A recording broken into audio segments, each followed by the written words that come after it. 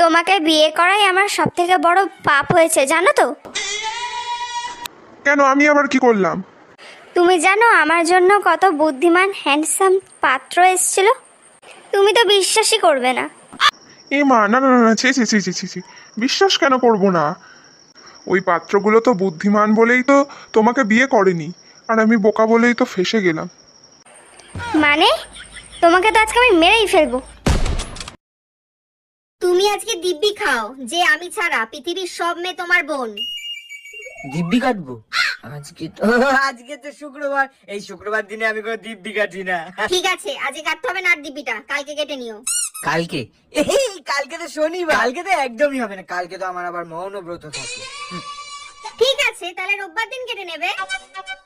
এই রবিবার দিন তো পুরো দুনিয়ার ছুটি থাকে, রবিবার দিন আমি কি করে দিব্যিটা কাটবো? এই তুই দিব্যিটা কি তাড়াতাড়ি কাটবি নাকি আমি এক্ষুনি ঝাড়ুটা নিয়ে আসবো?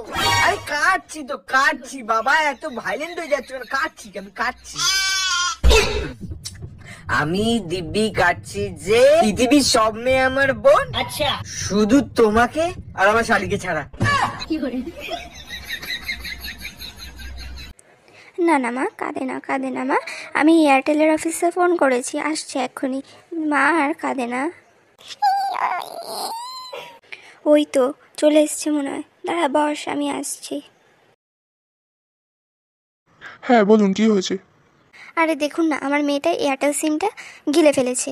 ওই এয়ারটেল সিমে 200 টাকার টক টাইম মারা ছিল। আমার মেয়ে যদি এখন কথা বলা শুরু করে, টক টাইম কি নষ্ট হয়ে যাবে? এই অনেক দিন হলো ঘরে বসে আছি, চলো না কোথাও গিয়ে ঘুরে আসি। হ্যাঁ, তা তুমি বলো কোথায় যাবে? চলো না সমুদ্রে গিয়ে ঘুরে আসি। ওরে বাবা, তুমি পাগল হয়ে গেলে নাকি? কতজন সমুদ্রে ভেসে গেল, তারপরেও তুমি সমুদ্রে যেতে চাইছো? তা ঠিক বলেছো, তাহলে চলো না পাহাড় থেকে ঘুরে আসি। আরে তুমি আবার পাহাড়ে যাওয়ার কথা বলছো? তুমি দেখলে না কতজন ভেসে গেল সেলফি তুলতে গিয়ে? তুমি তো আবার সেলফি তোলার জন্য পই পই করে চিৎকার করবে আমার কানের গোড়ায়। তোমাকে তো আমি যে বাধা দেবো সেটাও তো পারবো না। তুমি আমার 4টে না 5টা না, একটা মাত্র বউ। তুমি যদি সেলফি তুলতে গিয়ে জলে ভেসে যাও, তখন আমাকে কে দেখবে বলো তো? উফ, কি করে যে তুমি সব ভুলে যাও সেটাই বুঝতে পারি না। আমি বুঝতে পারিনি তুমি আমার এত খেয়াল রাখো। হ্যাঁ হ্যাঁ, রাখি তো। আচ্ছা তাহলে চলো না কোনো মন্দিরে, যেমন মায়াপুর এরকম জায়গায় ঘুরে আসি। হ্যাঁ, এবার ওটাই বাকি আছে। এবার মন্দিরে কোথায় তার ছিঁড়ে পড়ে থাকবে, তুমি ওর উপর পা দেবে, ব্যাস। এবার আমাকে কে খেয়াল রাখবে আমার আর? ও, আমি যে কি খুশি হয়েছি তুমি আমার কথা এত ভাবো। রান্না সেটা তো তুই পারিসই না, ঘরের কাজে তো তোর মনই নেই। এইসব ফালতু ফালতু কথা বলার জন্য আমাকে ফোন করবি না, বিয়েটা তোর জন্য নয়। হ্যাঁ, আমার খিদে পেয়েছে, আমি এখন কিছু খাবো।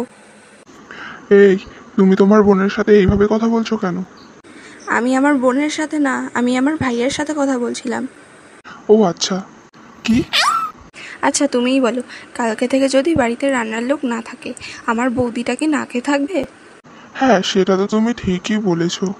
বলছি, আমার রান্না হয়ে গেছে, আমি খেতে দিয়ে দেবো? হ্যাঁ তুমি গিয়ে খাবার বাড়ো, আমি আসছি।